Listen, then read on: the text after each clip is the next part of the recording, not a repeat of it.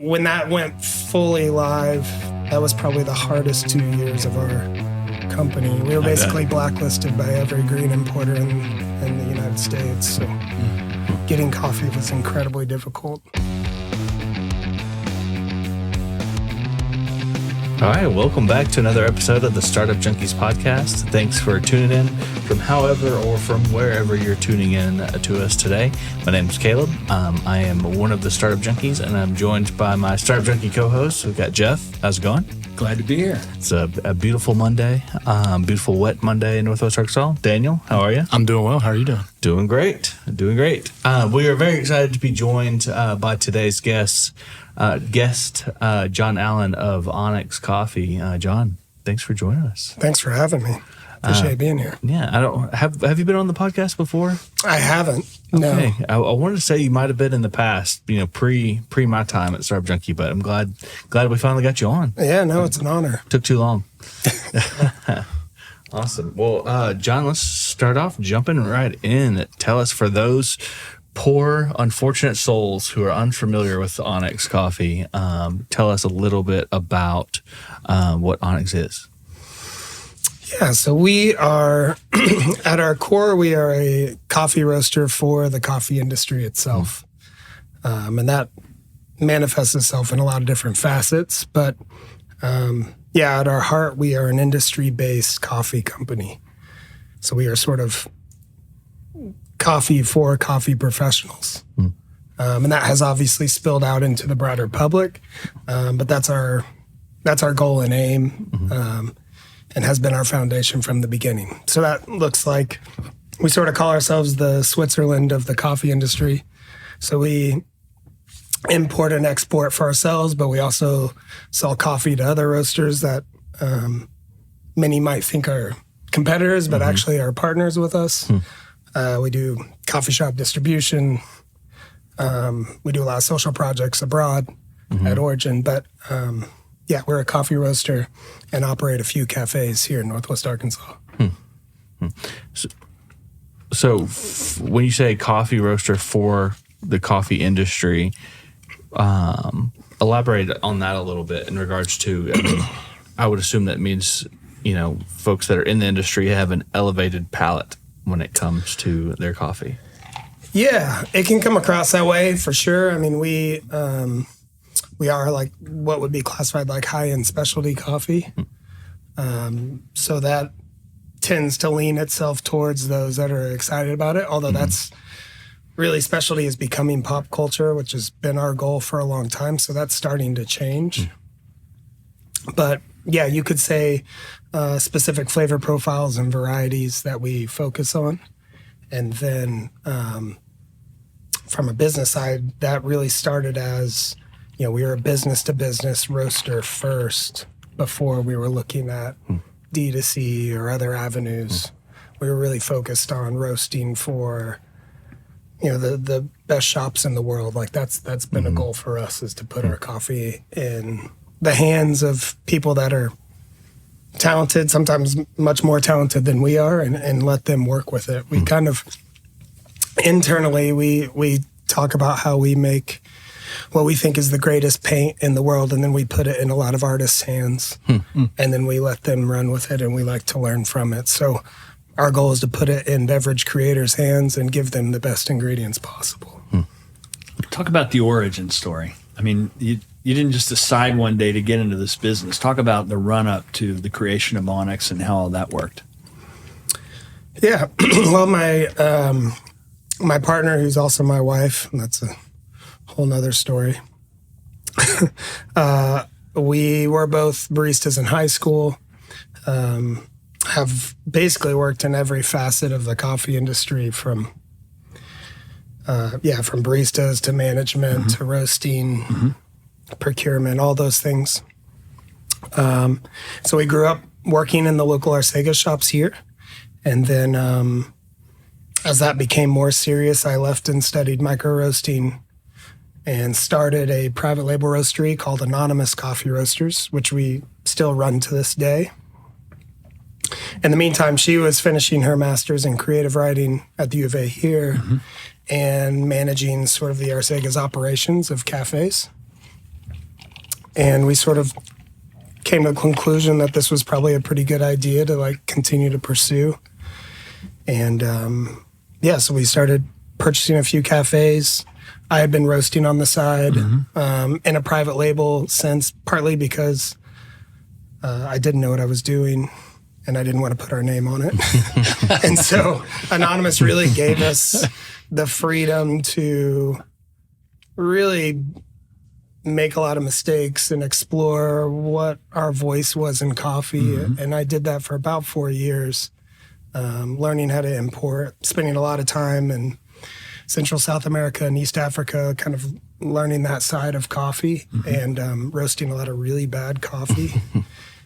And after that 4 years, we had sort of been compiling a list of everything we loved and hated about the industry. And out of that was sort of born Onyx.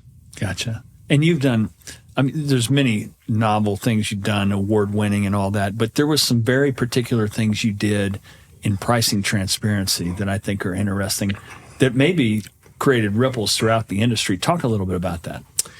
Yeah, that was one of the things we hated, especially learning how to roast and source coffee. The coffee industry is very strange. You know, business is done basically how it was 200 years ago. And when we're talking about, one of the highest traded commodities in the world, I mean, the financial model of coffee next to rice and oil is basically there. So this is, the rise and fall of many countries' entire capital. So it's not a small business. Right. And yet there's been no advancement in the way it's done. So, I'm going to Origin with bags of cash and paying militias to get through, and then paying for coffee, and then seeing coyotes come and pay next to nothing for coffee, but they're in debt. And so all these cycles of like the way you would think the Wild West is actually still fairly common, especially when it comes to single farm purchasing. So we just got tired of it, and there was just a lack of information, especially in sharing.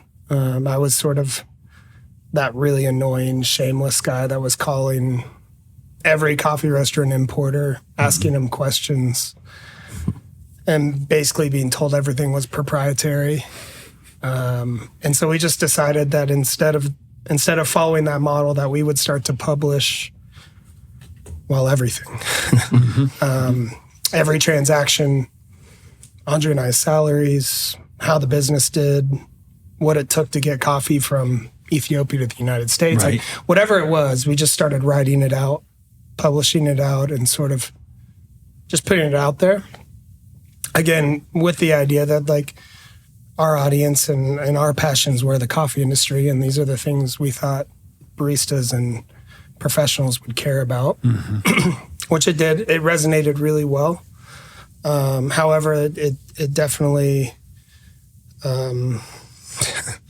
ruffled a lot of feathers, especially in the importing side of coffee. And so, I mean, when that went fully live, that was probably the hardest 2 years of our company. We were basically blacklisted by every green importer in the United States. So getting coffee was incredibly difficult. Ironically, that has changed into our biggest asset now, and they all want to be selling us coffee. So that's amazing. And there was also something about the focus on green coffee and whatnot versus, I mean, that was something you guys were looking at early on, which was maybe different than a lot of folks. Talk a little bit about that as well. Yeah, so there's there's an art to roasting, and that this isn't to depreciate what kind of artistic feel that is, but without a doubt, your coffee is only good as what you source from the green. We can have awards and all these things, and people like our coffee now, but it's not me being a martyr. Like, it truly is the producers that are making those great coffees. Our job is to make it soluble and to not screw it up. So a coffee, even chemically, is going to have its highest amount of organic acids and sugars and fats, and everything we like is at its fullest in its raw form. So our job is basically, how do we not leave fingerprints on that coffee, which is why we're a lighter roaster, but let all of that like incredible biology like kind of speak for itself in the cup. So that meant putting, an entire emphasis on green coffee, not just financially. That is part of it, as in, the difference between Onyx and other roasters, that our entire financial model is around supply chain, not about anything else. It's all the producers. But also trying to educate that out and putting that out there that, at some point you could almost say that we're a sourcing company more than anything else. That's how much we really believe in it. You talk about, the value really being in the producers itself. And I think y'all have done a really good job of connecting to, just from the outside looking in, of connecting to those producers and the growers. We're on a subscription basis at the house. And so we subscribe to the, you can mail the check out to cash. I'm going to mispronounce this, Doyen. Doyen. Doyen, that Andrew does. It's just, I think it's fantastic. For those that are unfamiliar, she comes in and kind of highlights a grower each month, a female grower in one of these areas in South America or wherever it's coming from, and highlighting her as a farmer and as a producer. And we just really enjoy, we'll look at the stories each month, who's highlighted there. And that's just something I think is different that you don't see a lot of or at all in that industry. It's kind of, it feels almost anonymous, not in who's roasting it, but who's even making it. Yeah, the traceability in coffee has been an issue for a long time. And that was pretty systematic because, if you think about, normal free market, if you can hide your source, it limits the buyers. And so basically every major coffee company or importers, they will give you sort of exotic names. And so Ethiopia Yirgacheffe sounds really exotic and particular, and that could be at your local Starbucks right now or your local roaster. But if you set foot in Yirgacheffe, which I have many times, there's about 12,000 farmers there.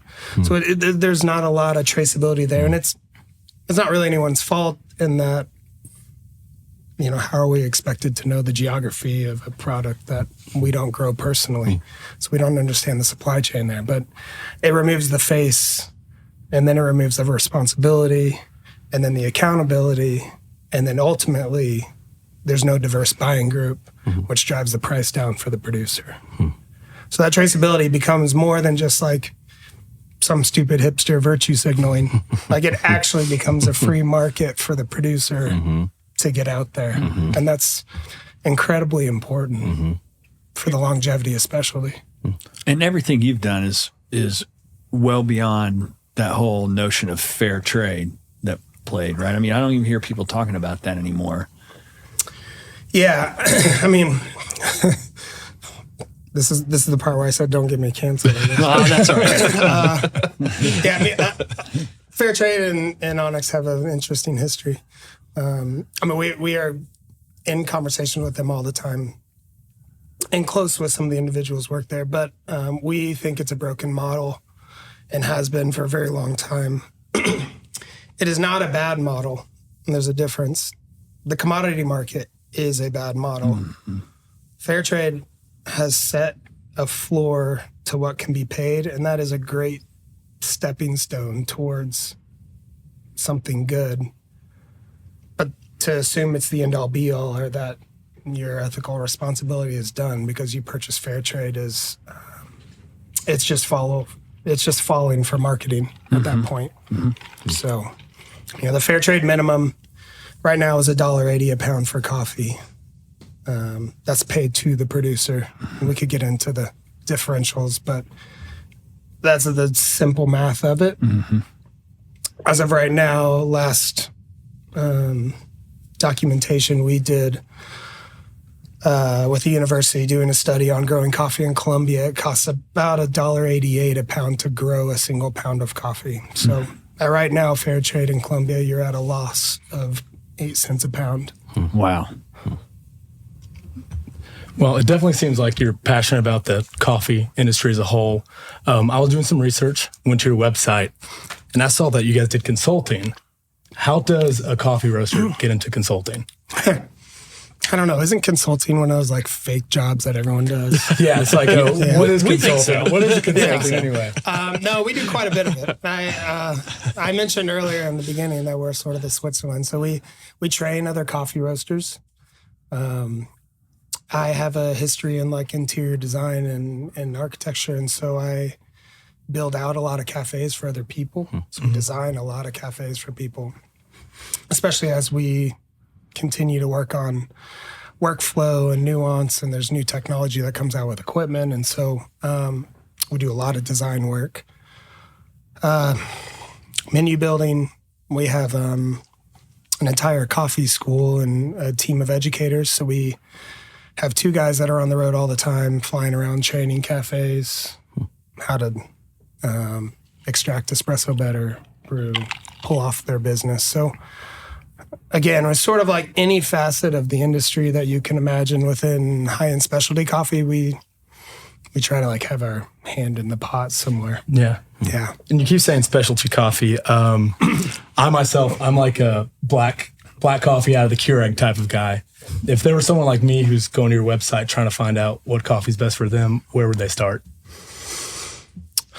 Well, maybe we could define the terms, might be helpful. So specialty, so there's a scoring system for every coffee that determines its value. You might see it similar into wine magazines if you see like a 90-point wine or something.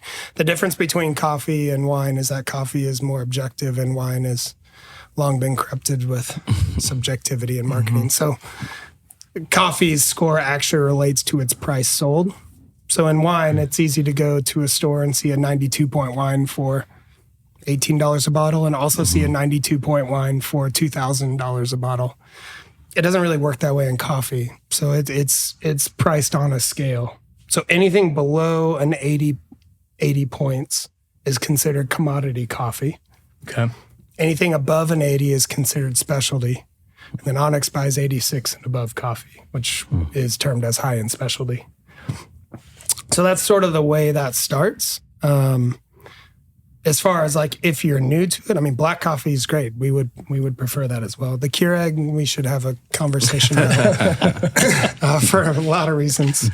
But no, I mean, I think the adoption of specialty coffee is one of the fastest adoptions in the United States right now in the beverage industry. So I would say that it's not a hard sell as long as you like maybe do some comparison. So if you have a black coffee out of a Keurig and you have a black coffee just from a specialty shop,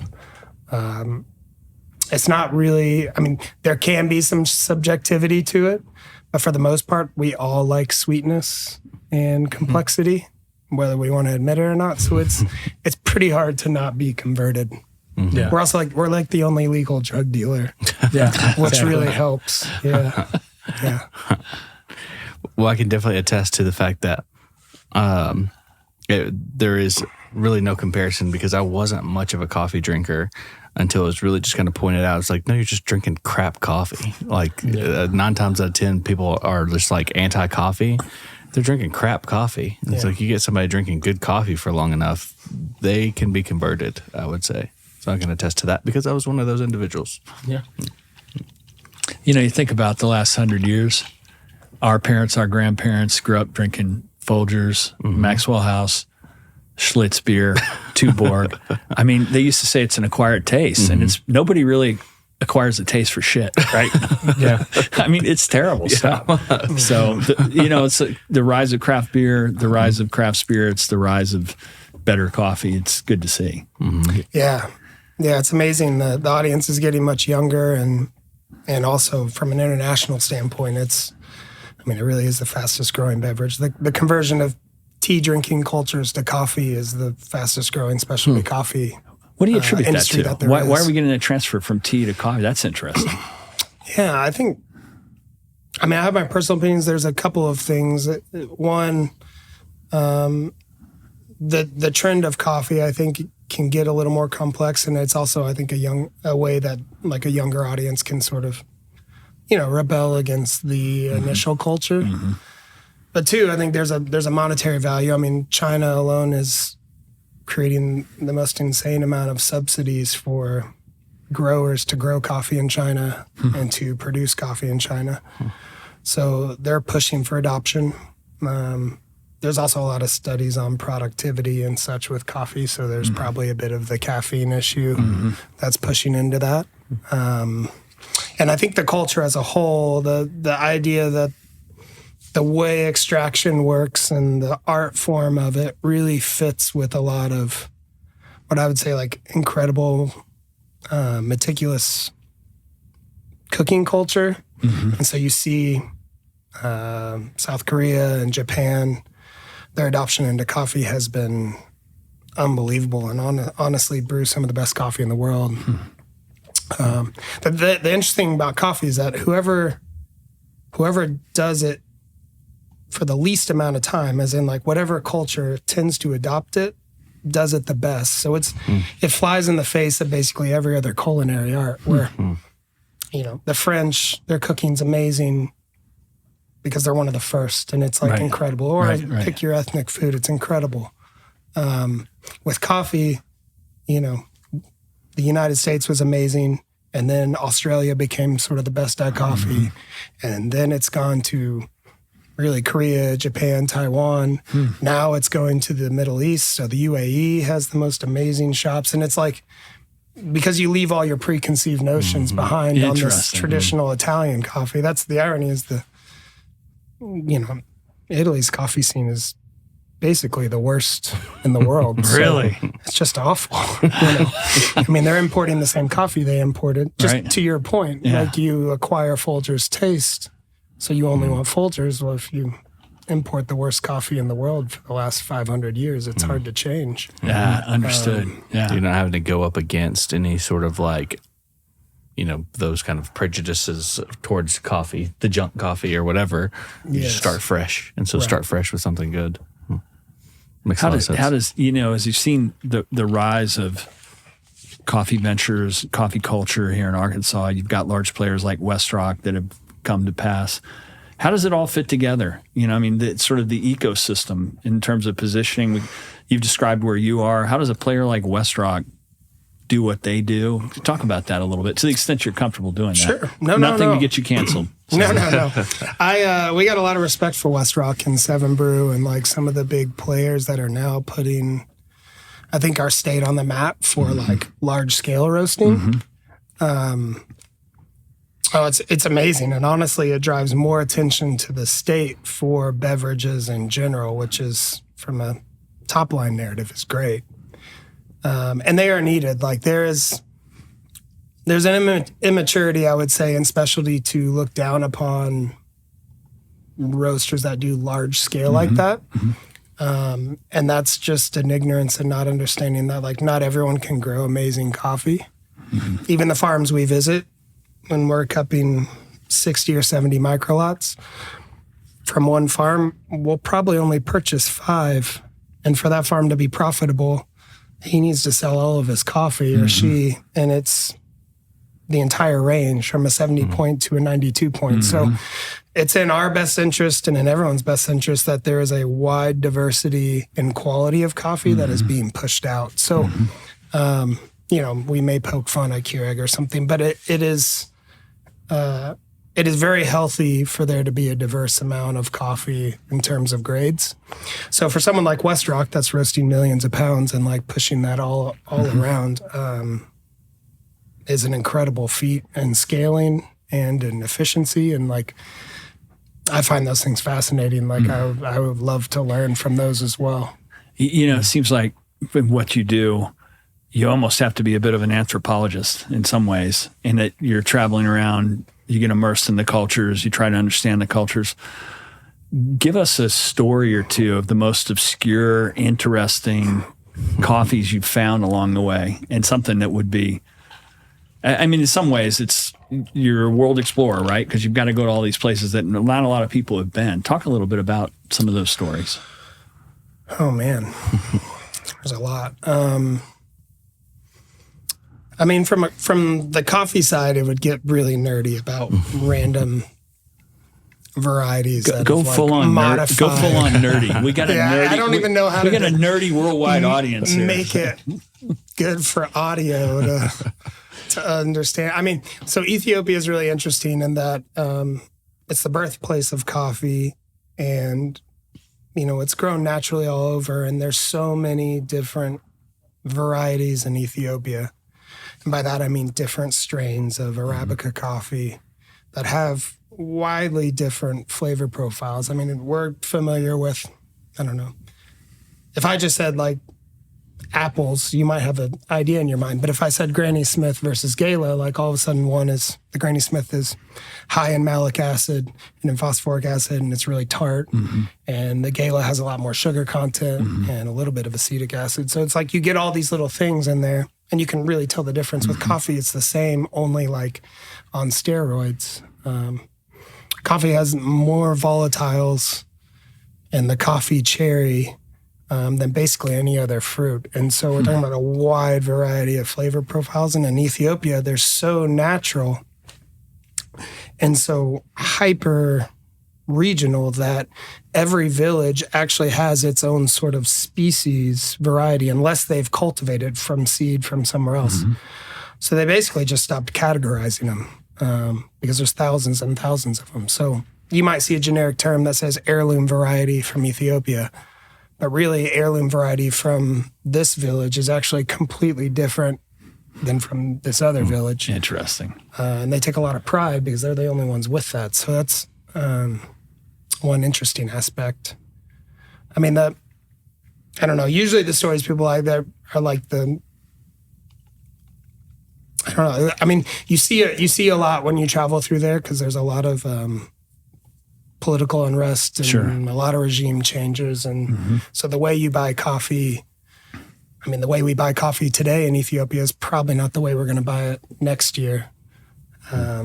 So there's a lot of adaptation and learning. Sure. But the relationships usually make your way through that, and it gives you a really healthy perspective to understand what the world is really like, what to not take for granted. Sure. And there's always sort of hairy situations going on. There's not any way that the U.S. will ever be a grower, right? We just don't have. Do we not have the climate?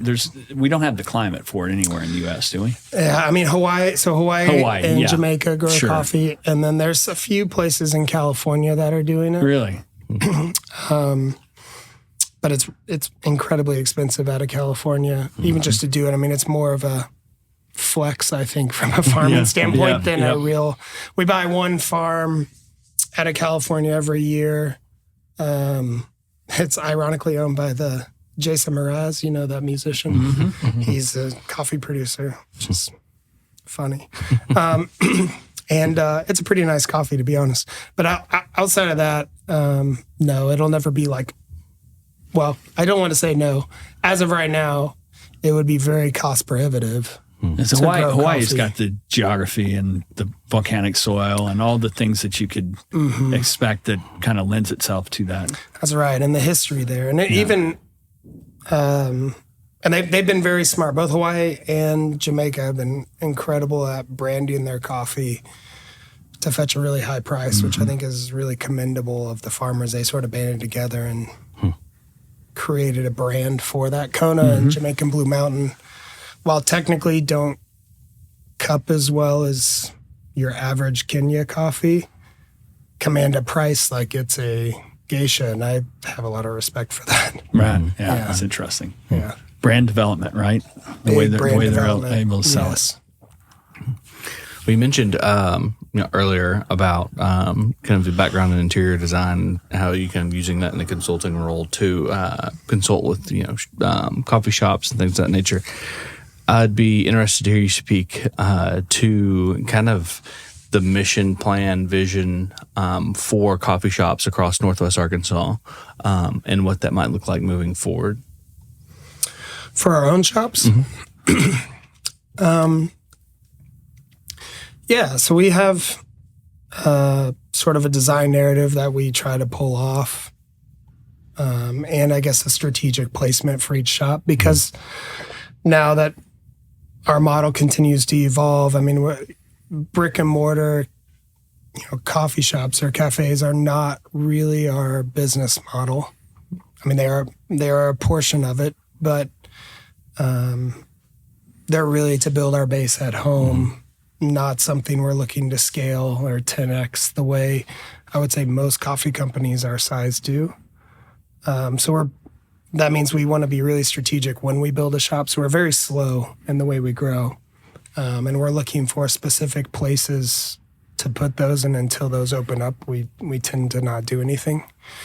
And those are, we talked about, I mean, we hope to be the center of every downtown, sort of in Northwest Arkansas, or cultural hub. And then hope to design to reflect the community that's there with our own take, which we call emphatic design, which we could get into if you want. But I think the idea is really to set an expectation level about as high as we can when walking into a shop, and then hope that we meet that from a sensory standpoint.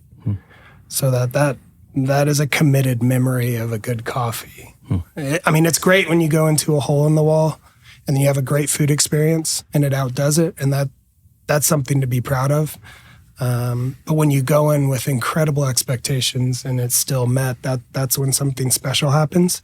And so that is what we are hoping to achieve with each cafe.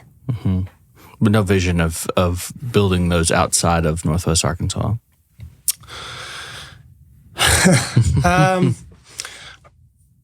Not the same model that we're doing now. So we have started on a pop-up project in New York that we're excited about, but it is more of a tasting library experience that's quite small, is geared more to our D2C market.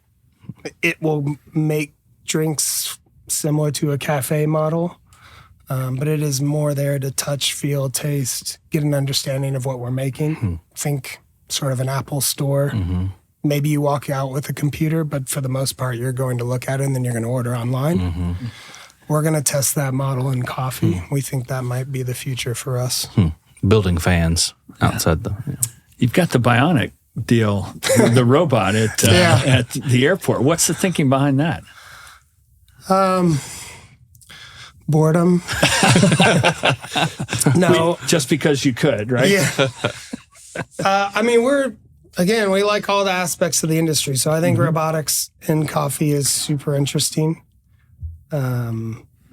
We partnered with a engineer out of San Francisco for the San Francisco airport right at COVID to sort of test this model on what an unmanned cafe would look like.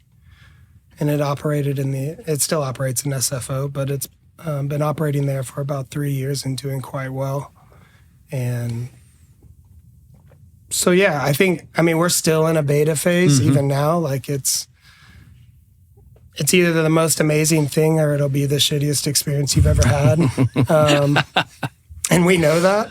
I mean, feel free to email us. We know you do. But it is a true live beta test to sort of understand what this could be and is it scalable? Yeah. And I'd give it a 50-50 shot right now. I feel pretty good. The UX experience is not great. We're working on that, but it's right on the cutting edge of what robotics can do in beverage, which is fun to be on. Sure. And I think also just garners a lot of good discussion and attention around it. So, yeah, I think we plan on pushing it as far as we can.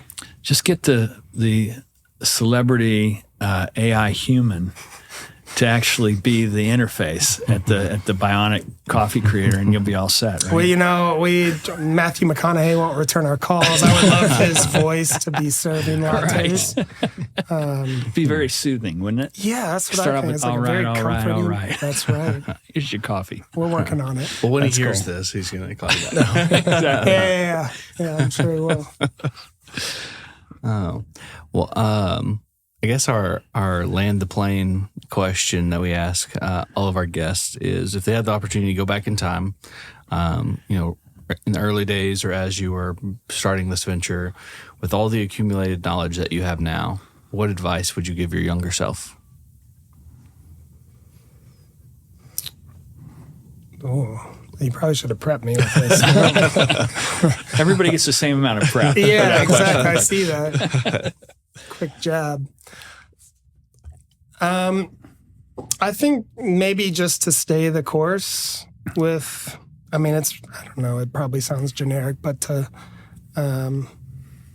keep our ideals out front, and maybe that saying no is harder than saying yes.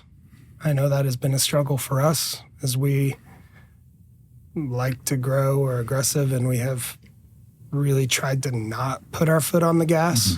And I think that's been good for us. And that's basically contrary to every stupid VC, PE, whatever, name your acronym for a firm that wants to throw a bunch of money at. Like, everyone is telling you to grow every aspect. Even your own mind says, like, if you're not growing, you're dying, right? I hear that from every business professional, and I honestly just can't disagree more. I think it's really important to know when enough is enough. And when you want to run, we run. And when we want to walk, we just walk. And that's pretty freeing. So I don't know if that's a great answer, but Yeah, it's great. The bottom line is only you can define what winning means, right? That's not somebody else's definition. You got to be comfortable with it. yeah, I think so. And I just see the idea of starting companies only to create an EBITDA so that you can get acquired. I don't throw shade at that because it's not saying money is evil, but I think it's really hard to have any heart in a company that way for very long.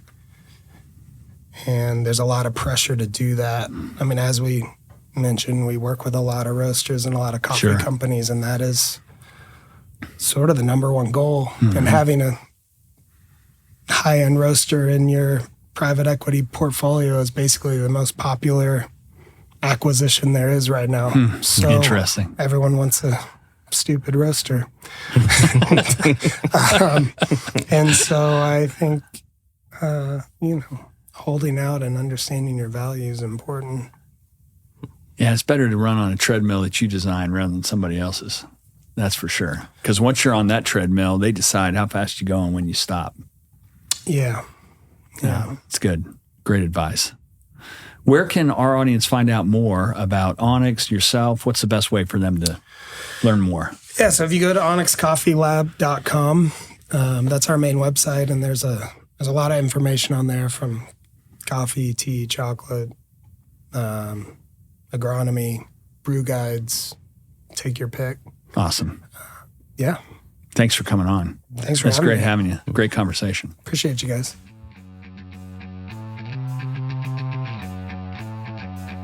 Ecosystem builders, entrepreneurs, chambers of commerce, mayors. If you're interested in taking your economic future into your own hands, we've got a book that can help you. Creating Startup Junkies, Building Sustainable Venture Ecosystems in Unexpected Places is the guide. It's a little bit inspiration. It's a little bit toolkit. What it will allow you to do is take your economic future into your own hands and build a sustainable small business, innovation, and entrepreneurial ecosystem in your backyard. If you'd like to hear more, check out creatingstartupjunkies.com. The Startup Junkie podcast reaches over 100 countries and has had over 100,000 downloads. If you're interested in reaching some of the most motivated and engaged innovators and entrepreneurs on a worldwide basis, give us a shout.